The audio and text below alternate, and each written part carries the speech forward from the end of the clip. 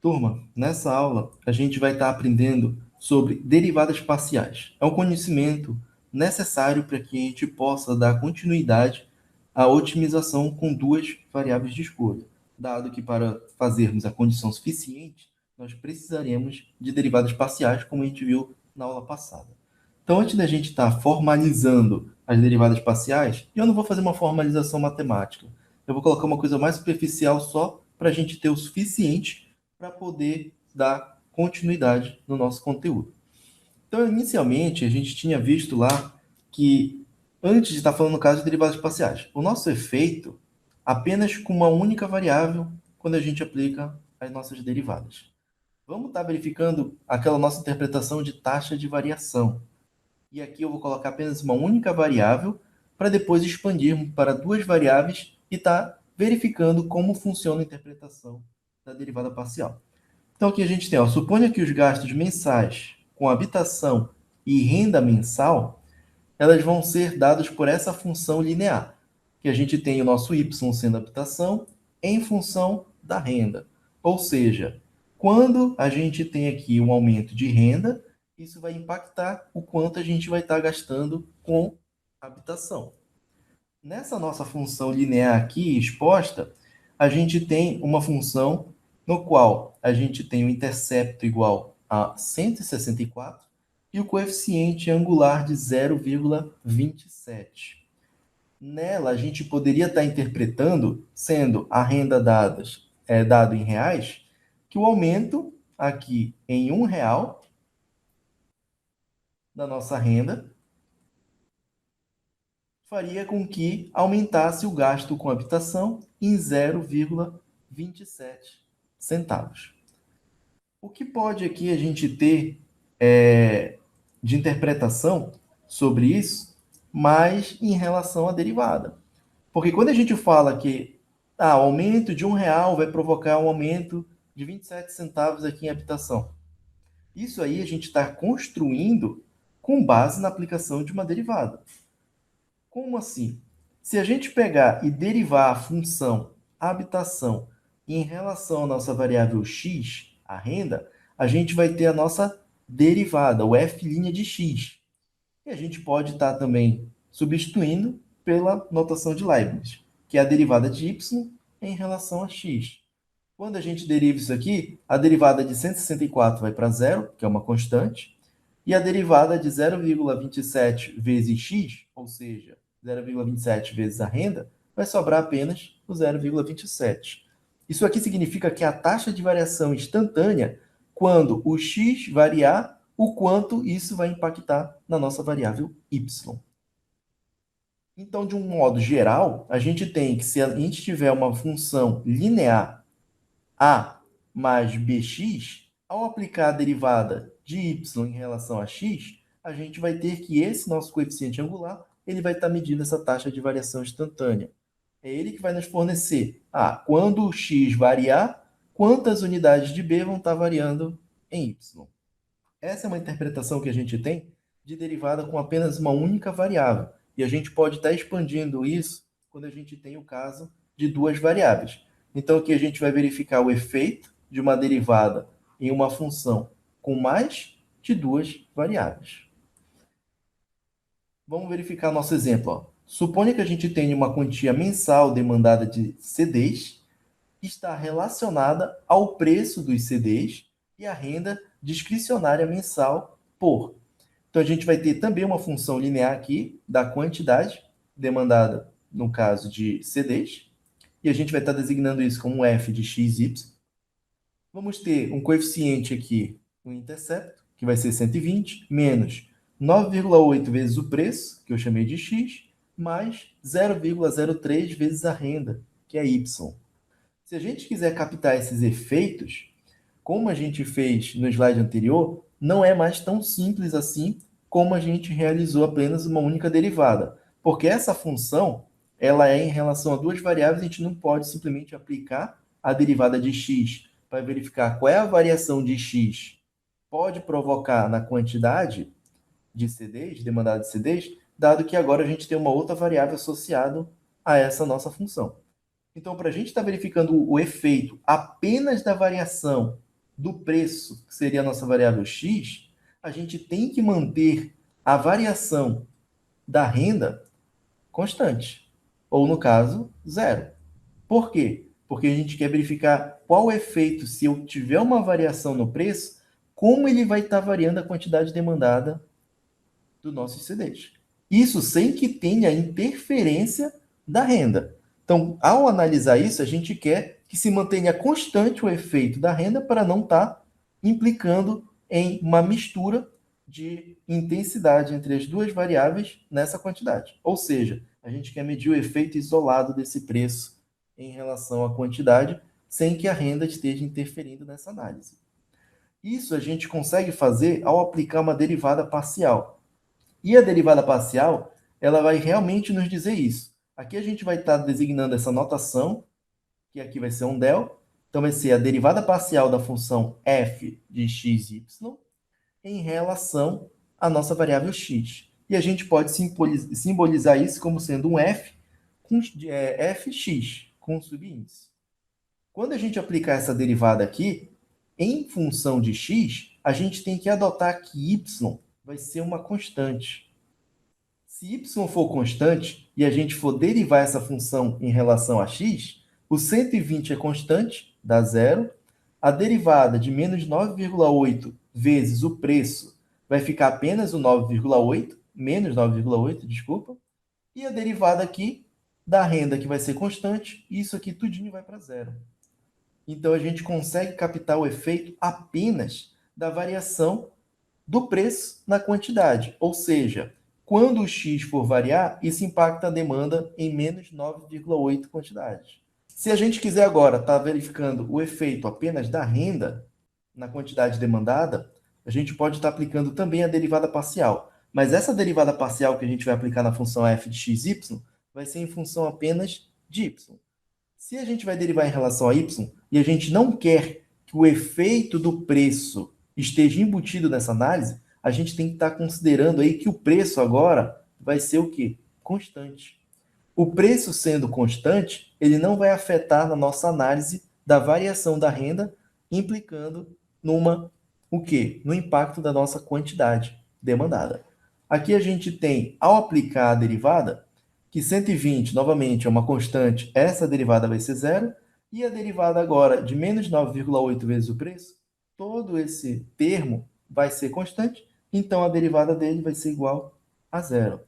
E a derivada de 0,03 vezes a renda de y vai ficar apenas 0,03. Isso nos fornece a informação de que se a gente está aumentando aqui a renda em R$ 1, isso aumenta a demanda em 0,03 unidades. Isso sem ter a interferência do preço. Então, notem que o que a gente fez foi analisar o efeito de uma variável, deixando as demais constantes.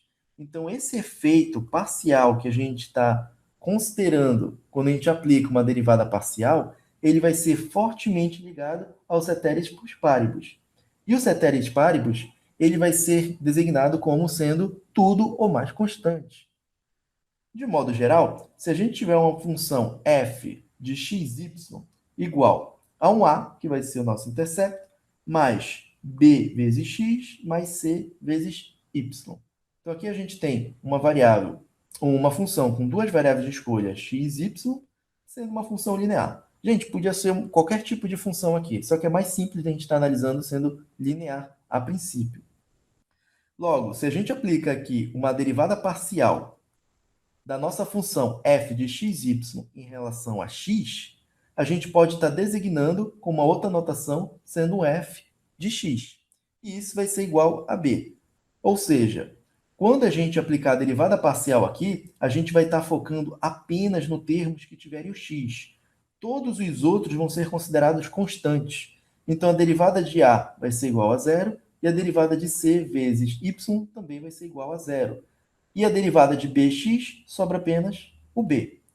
Agora, quando a gente realizar a derivada da função em relação à variável y, a gente tem, novamente, o a vai ser constante, essa derivada vai para zero, e agora o bx, que não tem nenhum termo de y, vai para zero essa derivada. e a gente deriva apenas c vezes y. E a derivada de c vezes y vai dar igual a c. E a gente também pode estar colocando a notação fy. Então, isso aqui é a nossa derivada parcial da função f em relação a y. E a gente tem esse efeito que vai causar na nossa função igual a c. Essa aqui é a nossa primeira parte para estar entendendo as derivadas parciais. E para a gente estar agora expandindo isso, a gente pode ter as derivadas parciais de segunda ordem.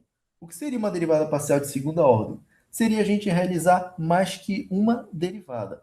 Lembra que a gente viu uma das aulas as derivadas sucessivas de ordem? Ou seja, a derivada da função x seria a primeira derivada de x, e a gente pode estar derivando novamente essa derivada, vai ficar o f duas linhas de x. Da mesma forma que a gente deriva parcialmente uma função, a gente pode continuar derivando ela. Ou seja, se a gente tiver uma função f de x, y, a gente pode ter duas derivadas parciais de primeira ordem que a gente acabou de ver. Ou seja, o f de x, e aqui seria o f de y. Então, a gente tem aqui nossas duas derivadas parciais e vejam que as duas derivadas parciais, elas são de primeira ordem. Agora, quem seriam as derivadas parciais de segunda ordem? O que a gente faz? Pega a derivada que a gente fez em relação a x e deriva essa função novamente em relação a x. Por quê? Essa derivada parcial em relação a x, ela ainda é em função de x e também pode ser em função de y. Não esqueça disso. Assim como essa derivada parcial de x, de y, também, ainda assim, essa pode ser uma função de x e também de y. Ou seja, ao fazer essa segunda derivada aqui, a gente vai estar simbolizando com outro x. Ou seja, quando a gente deriva a primeira vez a função em relação a x, a gente simboliza por f e um x aqui. Quando a gente derivar novamente, a gente adiciona 2x. Então, a gente vai ter a nossa segunda derivada, que é a derivada de segunda ordem, como sendo f de xx. E a gente pode estar representando isso aqui como del 2z em relação à nossa variável x, del x ao quadrado. Essa aqui é a notação que a gente pode estar utilizando, como a gente também pode estar utilizando a nossa notação de Leibniz, que esse 2 aqui em cima significa dizer que a gente está derivando segunda vez em relação a z, e aqui porque a gente derivou duas vezes em relação a x. Por isso que a gente tem esse quadrado também. Se a gente for fazer em relação a y, novamente, aqui a gente tem um único y, que designa por uma derivada parcial de primeira ordem. Ao derivar a segunda vez, a gente vai ter aqui a notação colocando um outro y. Esse outro y designa duas derivadas, ou seja, derivada de segunda ordem. E a gente também pode estar utilizando a definição de Leibniz. Novamente, esse 2 aqui em cima significa dizer que a gente derivou duas vezes a função z, e esse 2 aqui embaixo significa dizer que foi duas vezes em relação a y. Além de pegar a derivada de primeira ordem e derivar de segunda ordem em relação a x, e também a de primeira ordem em y, e derivar de novo em y, a gente pode ter o que a gente chama de derivadas parciais cruzadas. Ou seja, a gente simplesmente pode estar pegando a nossa função que a gente derivou em relação a x, e agora a gente pode aplicar a derivada dessa função aqui em relação a y. E a gente vai estar designando como f de x, y.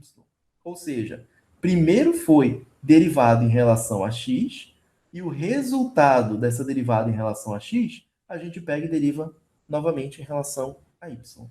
Da mesma forma como a gente pode ter a nossa função e derivar ela parcialmente em relação a y.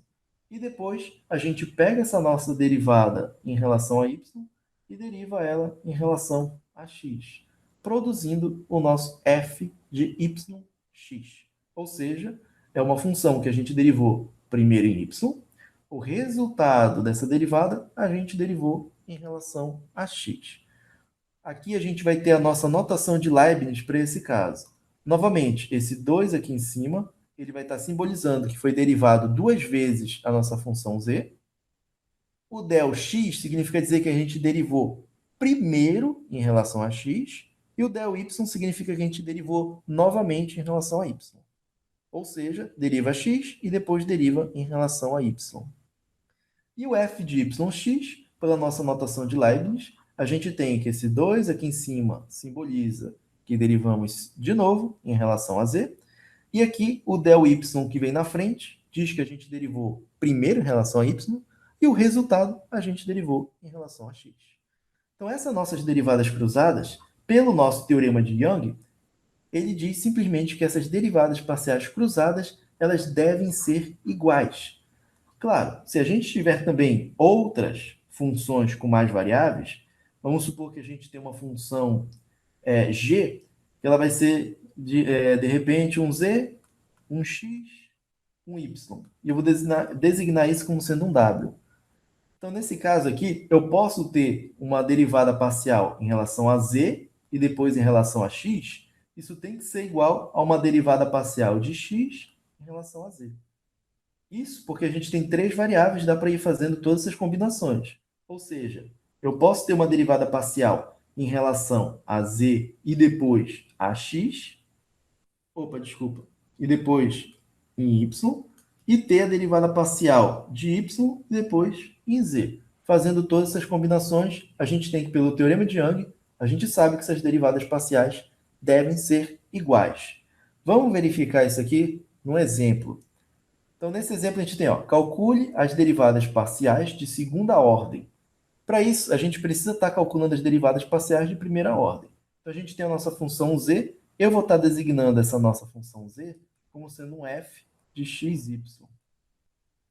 Então, o f de x vai ser a nossa derivada da função em relação a x. Então, a derivada de x ao cubo vai ser igual a 3x ao quadrado, mais a derivada de 5xy. Opa, aqui a gente ainda tem um termo x, e o y ele é constante. Então, essa derivada aqui vai ficar igual a mais 5y.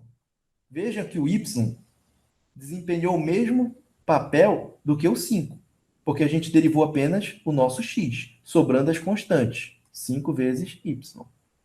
Menos y ao quadrado. Gente, o y aqui ele é constante, então a derivada do y vai ser igual a zero. Então, a nossa derivada parcial da função em relação a x vai ser 3x ao quadrado mais 5y. A nossa derivada de segunda ordem, que seria o f de x, seria pega essa nossa função que a gente derivou em relação a x e deriva novamente em relação a x. Então, a derivada de 3x ao quadrado dá 6x, mais a derivada de 5y. Se eu estou derivando em relação a x, y vai ser constante. Então, essa derivada aqui vai igual a zero. Então, a derivada de segunda ordem em relação a x é igual a 6x. Agora, vamos encontrar a derivada parcial em relação à variável y. Se a gente vai derivar em relação a y, agora o x vai ser constante. Então, a gente tem aqui o nosso f y. A derivada de x ao cubo, como agora o x é constante, isso aqui vai para zero. A derivada de 5xy, sendo 5x constante, essa derivada aqui vai ser igual a 5x. Vejam que eu derivei apenas o y. Menos a derivada de y ao quadrado. Então, vai ficar menos 2y. Essa aqui é a nossa primeira derivada parcial em relação a y. Agora, o f, y, que é a segunda derivada em relação a y, a gente pega a nossa primeira derivada e aplica novamente essa derivada em relação a y. Então, a derivada de 5x pelo x ser agora constante, porque eu estou derivando y, então 5x vai ser a derivada parcial igual a zero. E a derivada de menos 2y vai ficar igual a menos 2. Então, a gente tem aqui as duas derivadas de segunda ordem em relação a x e y. Mas a gente pode ter também as derivadas cruzadas. Então, a gente tem aqui o nosso f de x igual a 3x ao quadrado mais 5y. E agora a gente vai fazer essa derivada em relação a y. Ou seja, se a gente for derivar em relação a y, o 3x ao quadrado é constante. Então, todo esse termo aqui vai para zero. E a derivada de 5y vai ficar igual a 5. Da outra forma, para o y, que é igual a 5x menos 2y, a gente vai derivar essa nossa função, que antes estava em relação a y, agora a gente vai derivar ela em relação a x. Se a gente vai derivar em relação a x, y aqui vai ser constante. Então, a derivada de 5 vezes x vai dar igual a 5. E a derivada de menos 2y, por ser constante, essa derivada vai igual a zero. Então, notem que, de fato, a gente verificou que a derivada cruzada xy é igual à derivada cruzada yx e que ambas são iguais a 5. Tudo isso por causa do teorema de Young. Vamos resolver logo esse exemplo. Então, a gente tem aqui o z igual a x ao quadrado vezes o exponencial de menos y. E como a gente tem que calcular as derivadas parciais de segunda ordem, a gente tem que obter as derivadas parciais de primeira ordem.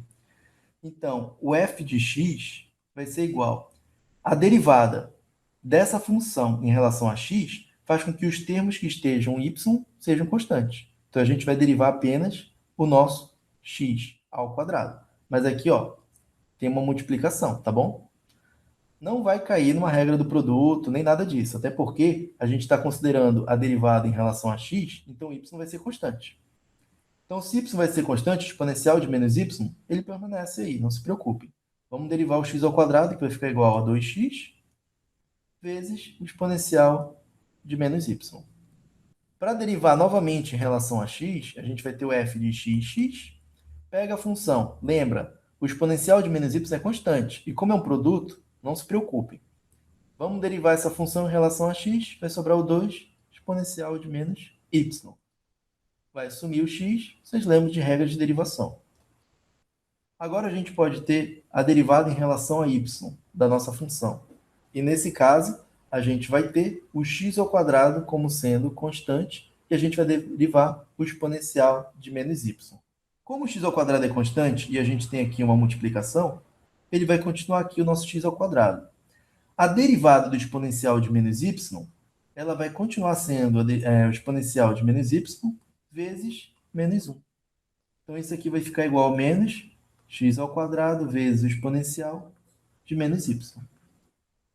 Para a gente derivar essa nossa primeira derivada em relação a y, novamente em relação a y, a gente vai ter novamente que x ao quadrado vai ser uma constante, menos x ao quadrado, a gente permanece, menos x ao quadrado, e a derivada do exponencial de menos y vai ser exponencial de menos y vezes menos 1. Ou seja, isso vai ser igual a x ao quadrado vezes o exponencial de menos y. Agora, vamos fazer aí as nossas derivadas cruzadas. Vamos pegar essa nossa função f de x e derivar ela agora em relação a y. Se a gente vai derivar ela em relação a y, 2x vai ser constante. Então, continua aqui 2x e deriva em relação a y. Isso vai ficar o exponencial de menos y vezes menos 1. Isso vai ficar igual a menos 2x exponencial de menos y. Agora, vamos fazer a derivada parcial f de yx. A gente tem que a derivada parcial de f y é dado por menos x ao quadrado vezes o exponencial de menos y. Se a gente vai derivar isso aqui em relação a x, o exponencial de menos y é constante. Então, não mexe nele. A derivada de menos y ao quadrado vai ficar igual a menos 2x vezes o exponencial de menos y. Notem que a gente está verificando que as derivadas parciais cruzadas são iguais. O f de xy vai ser igual ao f de yx, que são iguais a menos 2x exponencial de menos y. Lembrem que a gente já esperava que essas derivadas parciais cruzadas fossem iguais pelo nosso teorema de Young. Então, na próxima aula, a gente vai estar vendo aí a condição suficiente para estar otimizando funções com duas variáveis.